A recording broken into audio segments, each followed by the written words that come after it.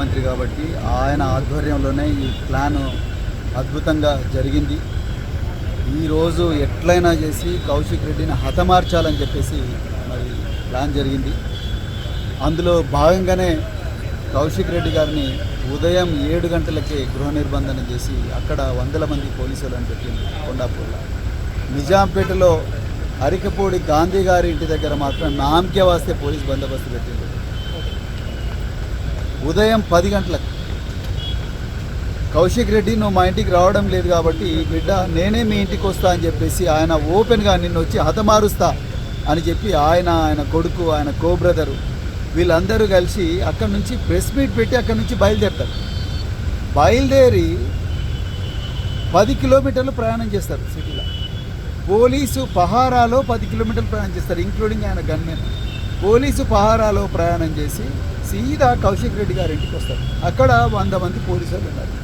ఈ 100 మంది పోలీసు వాళ్ళు ఆయన కౌశిక్ రెడ్డి గారు లోపల ఉన్నారు. ఆయన అప్పటికే 4 సార్లు కమిషనర్ ఆఫ్ పోలీస్ సైబరాబాద్ గారికి ఫోన్ చేసింది. ఏమని, సార్ నాకు ప్రాణాలకు ప్రమాదం ఉంది, మరి నన్ను గృహ నిర్బంధం చేసిండ్రు, మీడియాను కూడా రానివ్వడం లేదు, అక్కడనేమో గాంధీ ఏమో ఇంటి నుంచి బయలుదేరిండు, నా ప్రాణాలకు ప్రమాదం ఉందని చెప్తూనే ఉన్నాడు.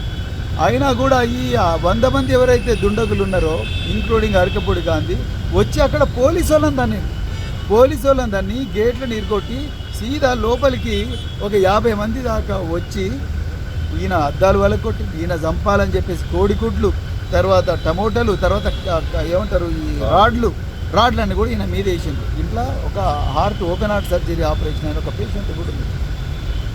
మరి నేను ఇక్కడ అడుగుతున్నా, అక్కడ గేటెడ్ కమ్యూనిటీకి వాళ్ళ ఇంటి ముందర ఆయన కూడా గృహ నిర్బంధం చేస్తే ఏమవుతుండే, ఆయన నిజాంపేట నుంచి ఇక్కడికి వచ్చినప్పుడు మధ్యలో ఆపితే ఏమవుతుండే, ఈ ఇంటికి ఒక 200 మీటర్ల 300 మీటర్ల దూరంలో ఆపి లాఠీచార్జ్ చేస్తే ఏమవుతుండే, లేకపోతే ఇప్పుడు మా సీనియర్ నాయకులను మాజీ మంత్రులను అరెస్ట్ చేసినట్టు ఇప్పుడు అరెస్ట్ చేసి తిప్పుతా ఉన్నారు సిటీలో. అట్లా మరి ఆయనను కూడా అరెస్ట్ చేసి ఆయనను కూడా తిప్పుతే ఉంటే అయిపోతుండే కదా.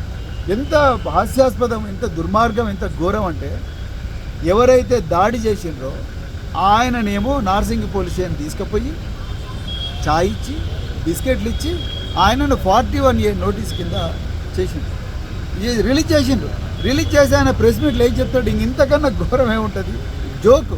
ప్రెస్ మీట్లో ఏం చెప్తాడు, అది నా నియోజకవర్గం కాబట్టి నేను నా ప్రాంతాలు చూడడానికి పోయినాను. అయ్యా నీ నియోజకవర్గం ఎవరొద్దన్నారు, తిరుగు ఎమ్మెల్యేగా, మరి నీ నియోజకవర్గంలోనే ఉంటున్న మరి ఈ పాడి కౌశిక్ రెడ్డి గారి ఇంటికి 100 మంది ఎందుకు పోయినరు? నువ్వు ఎవరు కూడా మాట్లాడలేని బూతు భాషలో నువ్వు ఇవాళ కౌశిక్ రెడ్డి గారిని అదే కొండాపూర్లో ఆ గేటెడ్ కమ్యూనిటీ ముంగట నువ్వు తిట్టినావు. ఇదేనా నువ్వు కాలనీలో ఎమ్మెల్యేగా నువ్వు తిట్టడమేనా నీ పని? ఎమ్మెల్యేగా నీ నియోజకవర్గంలో ఉండే వ్యక్తులు ఎవరైతే ఉన్నారో వాళ్ళ ఇళ్ళ మీద దాడులు చేయడమేనా నీ పని?